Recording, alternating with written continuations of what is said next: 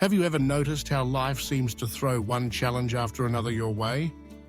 Maybe it's the early morning rush, traffic jams, deadlines looming, the pressure to get everything right. Or perhaps it's the way criticism from others or from that little voice inside your head seems to echo louder than any praise. In those moments, when it feels like you're expected to be unbreakable, do you ever feel like you're quietly falling apart inside? If you've ever wondered how some people seem to weather life's storms with more grace and less damage, you're not alone. But what if the key to facing life's difficulties isn't about toughening up or pushing emotions away? What if, instead, the very feelings you're running from could become your greatest strengths? Today, let's explore the transformative power of cultivating emotional resilience through mindful self-compassion, an approach that can change not only how you handle stress, but how you relate to yourself every single day. Let's start by decoding your inner world.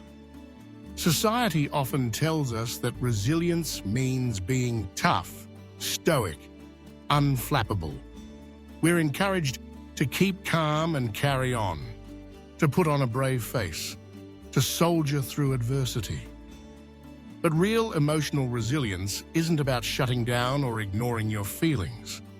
It's about navigating them with awareness and intention. Imagine a student who's anxious about an upcoming exam. Instead of acknowledging their fear, they tell themselves, "I shouldn't feel this way. I need to be strong." So they bottle it up. But the anxiety doesn't disappear. It lingers, keeping them up at night, eroding their confidence, and making it harder to perform when it matters most. This is a common pattern. When we judge our emotions or try to suppress them, we inadvertently give them more power. The truth is, resilience isn't about the absence of fear or pain. It's about facing those feelings with openness and wisdom. And here's something important to remember. Emotional resilience isn't a trait you're born with or without. It's a skill. Like any skill, it can be learned, practiced, and strengthened over time. At the heart of this skill is the gentle art of self-acceptance. Many of us have been taught to label our emotions. Anger is bad, sadness is weakness, anxiety means failure. But when we judge our emotions, we don't heal. Instead, we create resistance. And resistance always amplifies pain. Think of it like trying to hold a beach ball underwater. The harder you push, the more forceful it pops back up. So what's the alternative? When a difficult emotion arises, try simply naming it. You don't need to analyze it, fix it, or make it go away. Just acknowledge it. This is sadness. Or this is fear. No judgment, no harsh words, just gentle recognition. In that moment of acceptance, a weight lifts. You don't have to fight your feelings. You simply allow them to exist. And with that, clarity often begins to emerge. But acceptance is just the first step. To truly cultivate resilience, we need to add another essential ingredient: mindful self-compassion. This isn't about being indulgent or making excuses for yourself.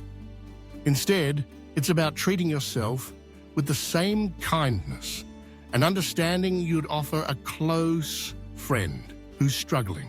Let's try a simple exercise together. Wherever you are, take a moment, close your eyes if it's comfortable, take a deep, slow breath.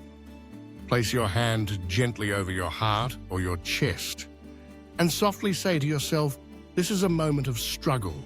I choose to give myself kindness." Notice how your body responds. Maybe you feel a little lighter, a bit more grounded. That's the power of mindful self-compassion in action.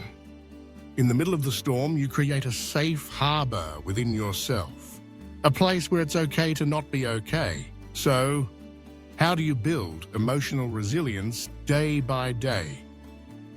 There are practical tools you can start using right now. First, consider journaling. Every evening, write down one challenge you faced and reflect on how you responded. Over time, you'll start to see patterns in your reaction and, more importantly, your growth. Journaling helps you process emotions, understand triggers, and celebrate progress, no matter how small.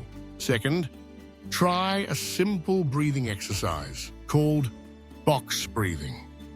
Inhale deeply for a count of 4. Hold your breath for 4 counts. Exhale for 4 counts. Hold again for 4. Repeat this cycle a few times whenever you feel overwhelmed. This technique helps regulate your nervous system, bringing calm to moments of anxiety or stress. Third, practice reframing. When something negative happens, instead of immediately accepting your first interpretation, pause and ask yourself, what else could this mean? Or, how can I use this experience to grow? This shift in perspective doesn't erase problems, but it can reveal new possibilities and build your capacity to adapt. Consistency is key. You don't need to make huge changes overnight. The small steps you take, repeated day after day, create the foundation for a stronger, steadier, more resilient you. Let me share a real-world example. A young professional I once knew was paralyzed by the fear of making mistakes at work. Every error felt like a catastrophe, but she began journaling about her fears, practicing mindful breathing before meetings, and consciously reframing mistakes as opportunities to learn. Gradually, her anxiety lessened. She started to trust herself more, speak up in meetings, and take on new challenges. Within months, not only did her performance improve, but she also felt happier and more balanced in her personal life. What changed wasn't the work environment, it was her relationship with herself. Over time, these practices do more than just get you through tough moments. They help you build an inner strength that sustains you for the long haul. Emotional resilience isn't a quick fix. It's a lifelong journey.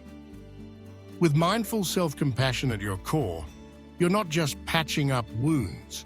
You're building a foundation that remains steady, no matter what throws your way. So, as you move forward, keep practicing, keep growing, and above all, keep being gentle with yourself. Remember, resilience isn't about never struggling. It's about learning how to rise again and again with kindness in your heart. If you're wondering where to begin, ask yourself, which of these practices can I commit to this week? Will you try journaling, even if it's just a few sentences each night? Will you experiment with box breathing, especially in stressful moments? Or will you practice reframing, challenging yourself to see setbacks as opportunities for growth? Choose one. Start small. Share your intention with someone you trust, or even write it down as a promise to yourself. And know this, you're not alone. Every person you meet is carrying their own struggles, their own stories of resilience. By embracing mindful self-compassion, you're not only helping yourself, you're also contributing to a culture where compassion, rather than criticism, fuels our collective strength. Think of the future you, 1 year, 5 years, even 10 years from now. Imagine how much more resilient, more peaceful, more confident you'll feel, simply because you chose to be gentle with yourself today. The storms may still come, but you'll meet them with a steadier heart and a clearer mind. So, keep watching, keep learning, and above all, keep choosing self-compassion. Your future self will thank you for every act of kindness you show yourself, no matter how small.